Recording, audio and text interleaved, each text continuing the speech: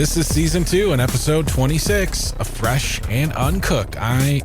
Uncooked. Fresh and Uncooked is the name of the podcast. I'm Chris. And I'm Jeff. And believe it or not, it is the food podcast to listen to learn about new products and menu items, food discussion and reviews, taste tests, and more. And today's show is all about units of luminous flux in the International System of Units that are equal to the amount of light given through a solid angle by a source of 1 candela intensity rating equally in all directions. So that must mean we're talking about lumens, right, Jeff? No. If you listen to episode 25, you will understand. But today we are really talking about Legumes. But first, a famous mayonnaise brand is putting out some mustard, and they sound delicious. Ooh. Valentine's Day got canceled. What? Now, Jeff, we got another food app alert Really? coming up next in food news. Nice. Any news? Is there any news? I have news. Food news. Bad news travels fast. The iconic mayonnaise brand Duke's is launching a line of Southern mustards. Okay. I'm all for it. Are you a big Duke's fan? I've had Duke's. Okay. I've had Hellman's. Some say Duke's is the best. Some say Hellman's is the best. I think they both are the best. You think they're equal? I think they are very equal, indeed. Okay. Yeah. What about you? I'm more of a Hellman's person. People were building up Duke's for such a long time, and I tried it. I kind of thought it just tasted like Hellman's. Very good mayonnaise. It's good. This isn't about mayonnaise. It's about mustard, and I cannot wait to try all 4 of these flavors. We got brown sugar bourbon. So I'd imagine that's kind of like a honey mustard flavor profile in a way, but brown sugar and bourbon. Yeah. Man, just think of all the things you could put that on. Sorry, I'm getting really excited about mustard. I'm just thinking sandwiches like for the rest of the year with all these mustards. Horseradish. Nice ham. Oh, yeah. Horseradish. Need I say more? Solid. Smoky chipotle and spicy ground mustard. That sounds like great mustard right there. All 4 do, yeah, absolutely. And you know Duke's, it's premium brand, just like all their products. No high fructose corn syrup, and they're all kosher. And the horseradish and spicy ground are naturally sugar-free and keto-friendly. And they'll retail between $2.99 and $3.99 in a 9.5-ounce squeeze bottle. Nothing wrong with more mustard in our lives, you know? Right. I was going to say, with a lot of times when we get the food news, there's always some type of like shortcoming or something that makes you think, oh, well, that's not a big deal. Everything that you mentioned about that mustard sounds absolutely amazing. Spicy ground mustard, I think everybody kind of in the mustard game kind of throws out the spicy ground mustard, but you expect a certain level when we're talking like Duke's, you know, from their mayonnaise, just hopefully carries over into their mustards too. Right. But smoky chipotle, I don't see other brands doing too many smoky chipotles or brown sugar bourbon mustards. So, and even that horseradish one, that would be good as just a something you would add to a cocktail sauce in making your own cocktail sauce. Absolutely, yeah. I think that sounds delicious. Or even, dare I say, take a little Duke's mayonnaise and a little Duke's horseradish mustard, make your own little sauce for your sandwich, you know? Possibilities are endless. Absolutely. But from happy news to sad news, Jeff, White Castle will not be hosting its traditional Valentine's Day dining experience this year. Oh, no. Yeah, they've been doing it since 1991 by transforming its dining rooms into fine dining establishments complete with hostess seating, tableside service, and, of course, Valentine's Day decorations. But they do have an alternate plan for the special day. Would you like to know? Sure. Why not? How about this, Jeff? You and the wife head on over to White Castle's drive-thru and you order the Love Cube. The Love Cube? The Love Cube. It's a meal for 2, which includes 8 cheese sliders, 2 small soft drinks, and a choice of 2 shareable sides, all in a hot pink Love Cube box. Okay. Well, what's my wife going to eat when we go? I was waiting for something like that. It's only available on Valentine's Day, February 14th. Delivery or carry out for $14.99. Unless you live in Louisville or Nashville, then it's $14.69. Why is there a 30-cent difference? I don't know. That's very odd. And why is it 69? I don't know what they're doing with that. Yeah. Oh, wow. So the story, I have a White Castle story here. It goes with my wife and I. We would maybe do this. I figure at some point in time, we're probably going to end up doing this White Castle reservation thing. The dine-in version? Yeah. Yeah. And I don't think my wife would be mad about it. It would be more of a thing just as a joke, but kind of cool too. But the night that way to experience, yeah. Yeah, the night I proposed to my wife, we had White Castle at home. Oh, well, this fits in. Right? This fits into to your life. Yeah, and I know people that have done the White Castle thing for Valentine's Day, but I can't believe it's been going on for 30 years already. Oh, I know, right? 30 years, man. 30 years. Well, Chris, White Castle might not be doing anything for Valentine's Day as far as a romantic dinner is concerned, but according to Southern Living magazine, Waffle House. Oh, boy. Yes, they are doing a whole thing for Valentine's Day. Dim lights, they're setting the tablecloths with all the settings, all the place settings and everything, and they have special menu items too. Oh, wow. So you can make reservations at your local Waffle House. There's no Waffle Houses up this way, but no. Have you ever been to Waffle House? There's definitely plenty. I don't think I ever have. Okay. No. Once again, it's one of those things where people built it up quite a bit and went there, and it was okay. It was okay. I just remember taking road trips with family, as a kid, and, those long car rides. Yeah. And you would see Waffle House after Waffle House after Waffle House after Waffle House after Waffle House. It's crazy, but no, we never did eat at a Waffle House. Not yet. Someday. Let's have a little food app news, huh? All right. You know how I feel about food apps, Chris. So big food app fan. If you have the 7 Now app and you order delivery from it, say 2 to 3 times a month, and you would order more, but the delivery fees are a little much, well, no need to worry. The 7 Now app just got an upgrade. The new 7 Now Gold Pass subscription delivery service means customers can get their delivery fee waived for more than 3,000 of their favorite 7-Eleven products. How about that? Anything from hot, fresh food and drinks to household items, snacks, groceries for $5.95 a month and no delivery fee. So doing the math for us, 7-Eleven says the Gold Pass pays for itself in about 3 delivery orders per month. You get 7-Eleven delivered? I don't. You don't? Okay. But if you think about it, 7-Eleven has pretty much everything. They do. That's a great app to have. So if you're doing it more than 3 times a month, then $5.95 a month for, anything 7-Eleven has delivered to you, why not?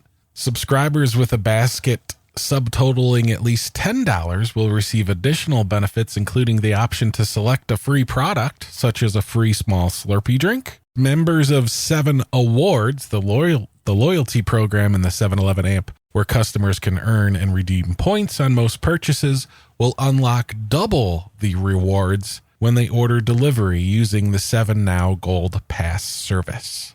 Plus, it's available for the first 14 days free. So I guess a 14-day trial. It's not a bad deal, right? Do you have the 7-Eleven app, Chris? I do not have the 7-Eleven app. Are you thinking about it now because of this or no? I am not. Okay. I am not. 7-Eleven's pretty close. But, I never thought I'd have groceries delivered. And I did that a few times last year. So who knows, I suppose. But yeah. Couple quick bite-sized food news for you, Jeff. All right. There's a new flavor of Special K coming out this month. Brown sugar and cinnamon. I know you're not really big on cereals, but... not in the least. Not even Special K? No, especially not Special K.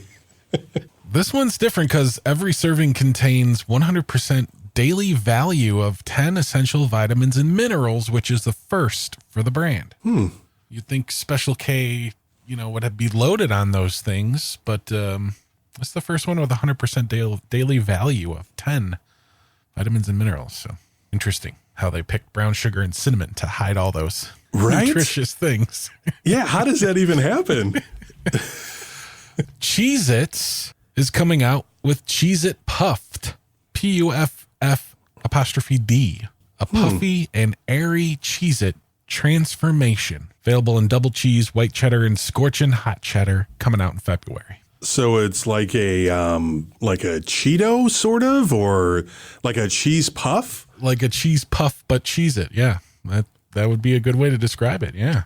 Do we need more cheese puffs in the world? I obviously we do if Cheez-It's going after this whole thing. Kellogg's thinks so. So that's your food news for episode 26. Hey, what's new? What's new? What's new? What's new? What's new? What have I tried new? So I'm trying to eat better because of I need to eat better. Yeah. So I'm eating better. Trying the Mediterranean diet, at least that's your broad path, right? Yeah, that's my basis for most things, but also trying to eat more vegetables and green things and more fish and stuff like that. Okay. Well, I haven't gotten to the fish part yet. All right. But I'm trying to eat more microgreens, Chris. Okay. Microgreens. So why microgreens? you can add them to pretty much everything, and it's just something else that adds a little bit more flavor to something that might be bland or what have you. But yeah, I tried some microgreens, some mustard ones, some radish ones. Those are the ones that really stick out in my mind. But those are really, I enjoy them. And you can pretty much add them to anything. So radish and mustard microgreens? Yes. Mustard greens, but like baby versions. Right. And not like baby spinach, like babies of baby spinach. Like almost tiny, right? like a sprout, like in a sprout form. Yeah. Okay. Interesting. Where does one get micro mustard greens? At the local winter farmers market. Okay. Excellent. Good to know. It was inside of a church. It was inside of a church. All right. But it's good, though. So now I have a connection with microgreens, and I'm kind of excited. I'm kind of jealous. I've never had microgreens. I'll share. They're really good, though. You can add them to sandwiches. Just think with those mustards that we were talking about earlier, that Duke's coming out. Yeah.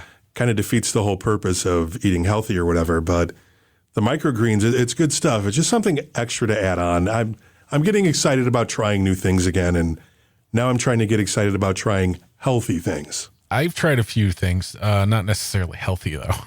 Okay. Well, I'll live vicariously through you, Chris.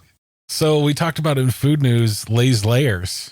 Mm-hmm. I haven't seen them in the stores yet, but I did go to Costco this past week, which means I now have the biggest bag of Lay's Layers ever. It's a new style of chip from Lay's, available in sour cream and onion and 3 cheese. I got my hands on the 3 cheese, and I tried them last night, and let's just say I'm stuck with a huge bag of disappointment. Really? You know, they didn't taste bad. Like, yeah, as you would say, they're not awful. They're just not for me, Jeff. I mean, the best way to describe them is like they're kind of like the size of a ping pong ball, but a little smaller. All right. It's like if you had a Pringle, but it wasn't the shape of a Pringle. It was more like a Pringle strip.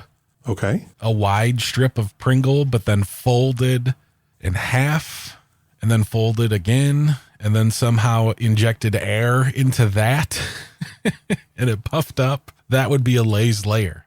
It's a very airy, folded up Pringle. And I say Pringle because it doesn't have that like potato chip flavor or texture. It kind of has like that fake potato vibe to it. Oh. The main ingredient is potato powder. So, I mean, it's potato. It's not fake, but you know, it's not like beyond potato or anything.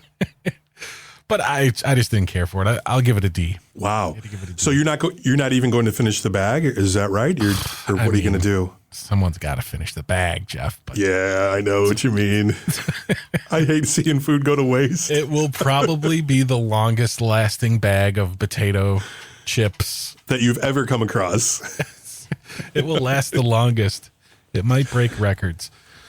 One, because it's so big and, well, there's better chips in the cabinet. Let's just put it that way. See, that's a mistake that you made there. Whenever I want to try something new, I try not to get it from Costco or anything like that. I went to the stores. I didn't see it yet. I wasn't patient. I saw it at Costco, and I'm like, oh, man, that thing is huge, but I got to try them for the show. And truthfully, when has Lay's ever let you down? Right. Yeah. Well, recently. Sorry to keep throwing snacks at you, Jeff, but I also came across a new limited edition Doritos flavor that I had to try as well. Which one's that? Ultimate Cheddar. Ooh.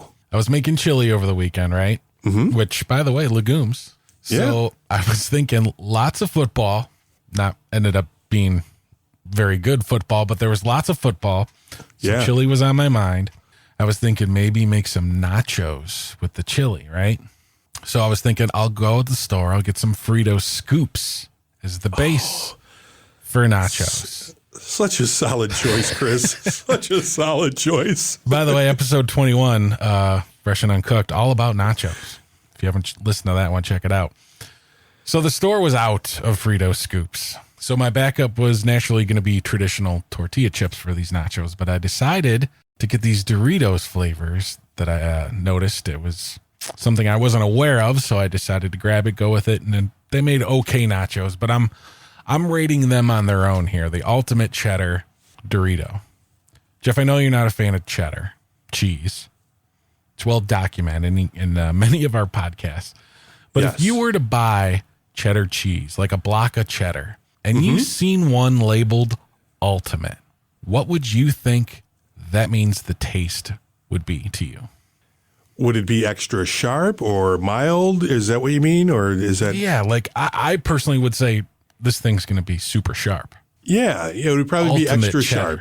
Like Ultimate's probably in like big bold letters that are red. Ultimate Cheddar. But see, I don't like the extra sharp cheddar. So if it's Ultimate Cheddar, maybe it's a little bit more mild, but it has some other type of potency and some other type of area, another type of aroma to the cheddar cheese. You don't like sharp, maybe Ultimate to you means something different. Correct. I suppose. I'll go with that. Well, I expected super sharp. I mean, they tasted cheesy, but it wasn't what I was expecting, so I was let down. I actually think spicy nacho is the best Doritos flavored, followed by nacho cheese, then Cool Ranch.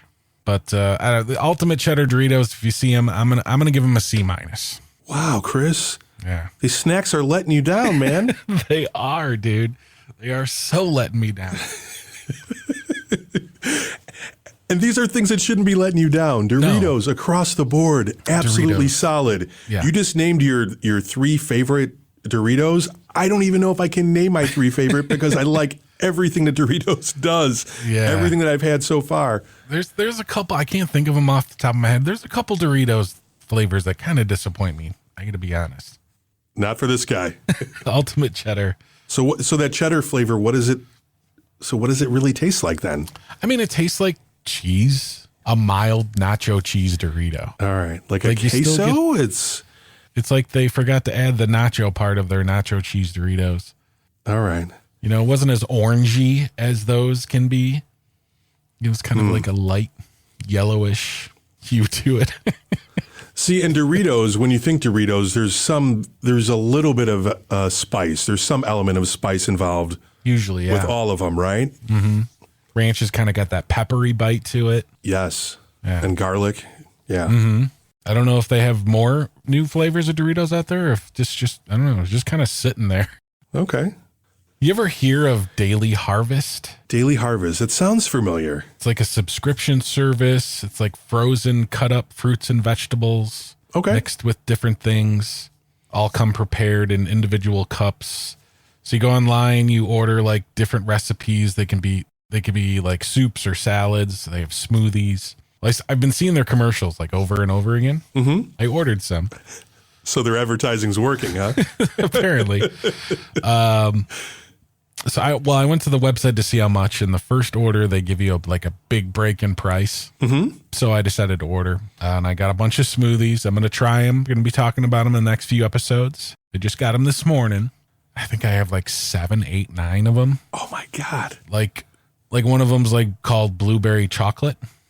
It's It's blueberries, bananas, spinach, almonds, cacao, and maca. All right. You just That dump sounds it good. in, fill the cup up with water, dump it all in your blender, blend it up, pour it back in the cup it came from. And, it's supposed to be all organic. It's healthy, Jeff. I've been eating nacho cheese or extreme cheddar Doritos and Lay's layers, and they're disappointing me. So I'm gonna move it in a different direction. Do some smoothie reviews over the next few episodes. Once I sample a few of them, kind of get a vibe. So I'll let you know how that goes. Very cool. Might do a review or two on TikTok or YouTube. So we'll keep you informed there. But That sounds really good. let's talk legumes. Let's do it. It's one of those things, once you hear that word, you have to look it up, you have to Google it, and you have to see what falls under the category of legumes. And then when you look at the Google search and your findings, sometimes you're surprised, right? I know there's some things that are like, oh, well, that's not a whatever, that's a legume, Right. and it's like, so we would just call them beans. Why would we have a fancy name for them if there were more than just beans? Black-eyed peas. Black-eyed peas are legumes. I've never had black-eyed peas, by the way, but You've never had black-eyed peas? no, man, I have not. Oh, okay. I know it's a New Year's tradition too. Yeah, there's a couple different ways you can make it. I mean, and I've had them many different ways. There's very unhealthy ways of making black-eyed peas, which is the way that I grew up eating them. Which is basically black-eyed peas with ham hocks, but it's good. It's delicious. They have a very unique taste. But then I do a thing over recent years. I've started doing this whole deal where I take the black-eyed peas and I get okra and I get diced tomatoes and I put a little bit of garlic in there. And you can eat it either warm or cold, but it's just kind of like this okra black-eyed pea salad thing. It's vegan, but it's good. I can't do okra, man. I can't do okra. It's an acquired taste. I love okra, love it, and I understand why people wouldn't like it. It's The sliminess. I don't know, something about that. It's not even sliminess. It's pretty much snotty, right? It's a little bit beyond being slimy. There, that made it better. Yeah.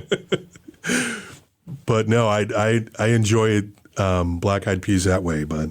So a legume is basically any plant that bears its fruit inside a pod. Right. All right. Let's just call it a legume. Simple enough. Lentils, beans. All beans are considered a legume, but not all legumes are considered beans, which makes sense because I wouldn't call peanuts beans. No. Probably the most eaten legume in my diet over the years, got to be kidney beans, just because of chili. See, that's the thing. When I was looking at this whole Mediterranean diet thing and all of that, like the beans, for me, no problem, because I love chili. Is chili in the Mediterranean diet? I don't know that it is, but it kind of can be. I mean, without beef, obviously, right? Yeah, you could use ground turkey. Okay. Or you can have a meatless chili. Well, you could. Well, some people say that you can have a beanless chili, and I don't like chili without beans. Yeah, you got to have beans in chili. Yeah, I don't load up with beans, but you got to have beans. Yeah, otherwise it's just Texas chili has no beans, I believe, right? I think that's what it is, and unless you're doing like a chili dog or something like that, like a coney. Ooh, the things that are popular in Detroit. Good chili dog. That sounds man. Good. Chili dogs are just amazing. That is not in the diet plan, though. Not part of the Mediterranean diet whatsoever. No hot dogs in the Mediterranean diet. Do you ever put like pinto beans instead of kidney beans in chili? I've used pinto or black beans. Mm-hmm. I've used all type of beans. I've used I think they have a name for them, but like every brand has a different way of saying it. They're like white kidney beans, I think, technically. But I think some brands call them northern beans. Yeah, great northern beans. Once again, my dad used to make that too with the ham hocks. Mm-hmm. You just put that in with the ham hocks and maybe a little bit of onion or garlic or whatever and let it simmer for a while. It's good stuff. Okay. You make it the same way you would the black-eyed peas or whatever. But yeah, a lot of beans like that. It almost sounds like instead of like greens, you're substituting beans or for the greens. Yeah, like if you're making really the same collard greens or something, right? Mm-hmm. Really the same type of thing. Yeah, I've used like the white kidney beans in like a chicken chili that I make.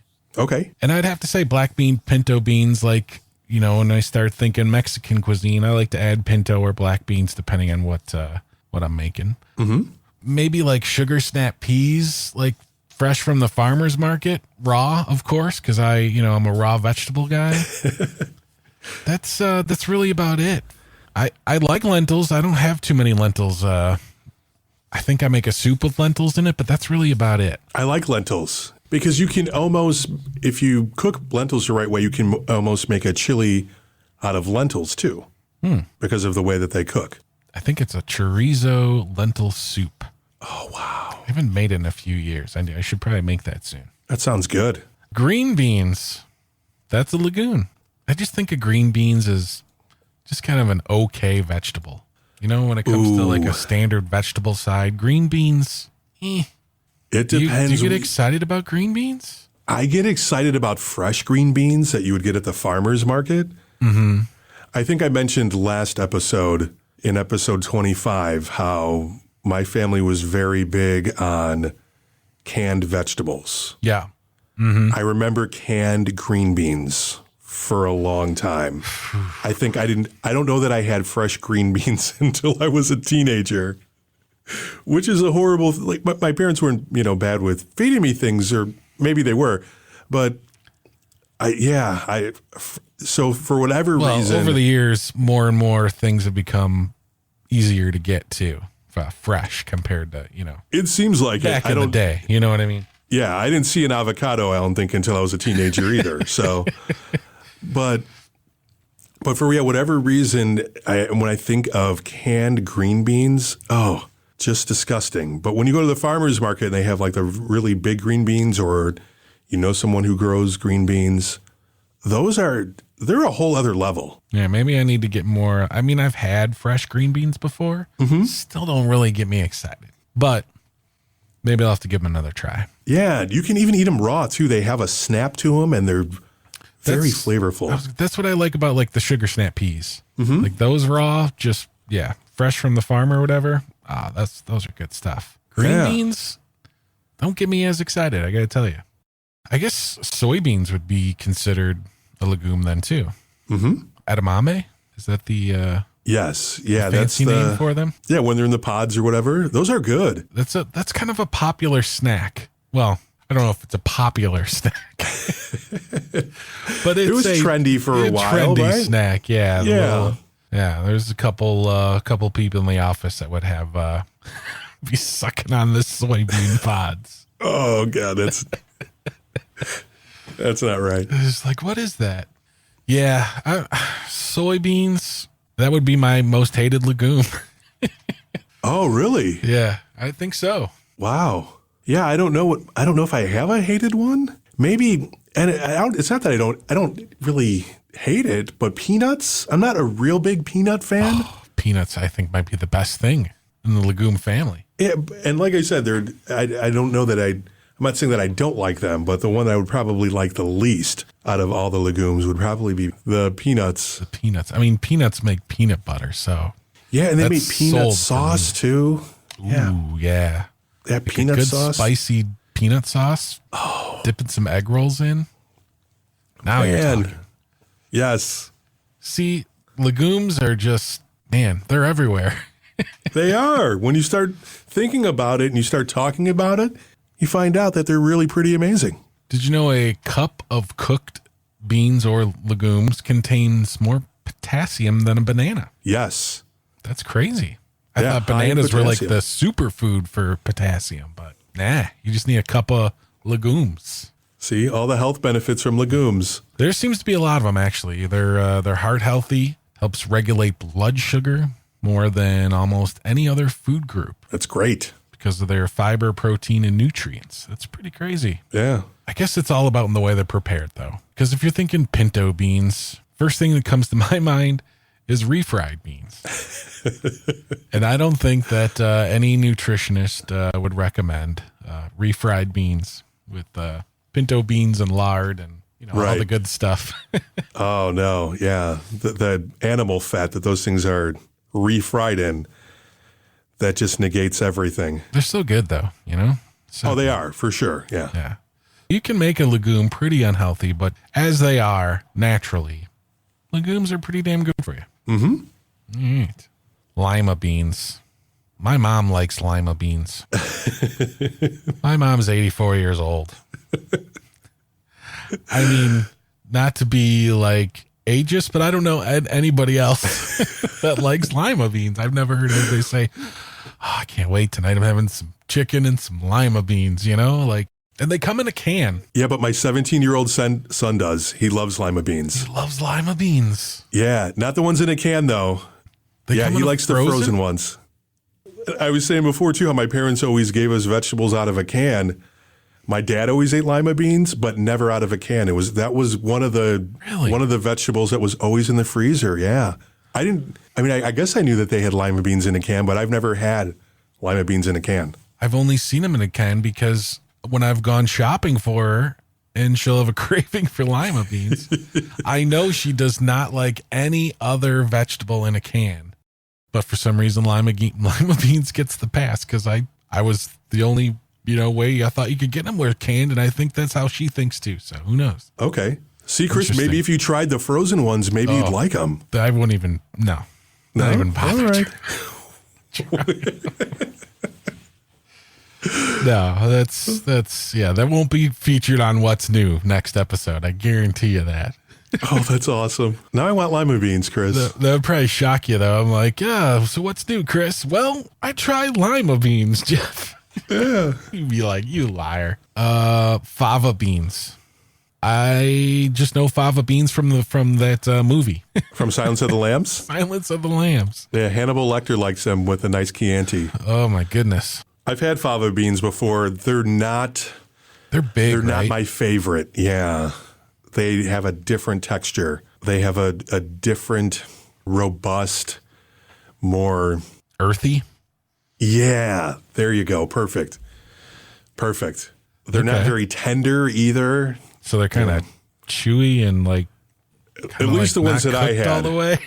Yeah, because you can only hear about fava beans and watch Silence of the Lambs so many times before they're presented to you and you're like, oh, I need to try those. Mm-hmm. Yeah, I've probably only had them a couple of times. Right. I'd eat them again, though. Well, there you go. I think we learned a lot about legumes this episode. Don't forget to check out other episodes of Fresh and Uncooked. This is 26. That means there's 25 more episodes out there, Jeff. Yes. If you haven't found us on social media yet, though, Twitter and Instagram at Fresh Uncooked. Over on TikTok as well at Fresh Uncooked Podcast. Jeff, until next week. Enjoy what you eat.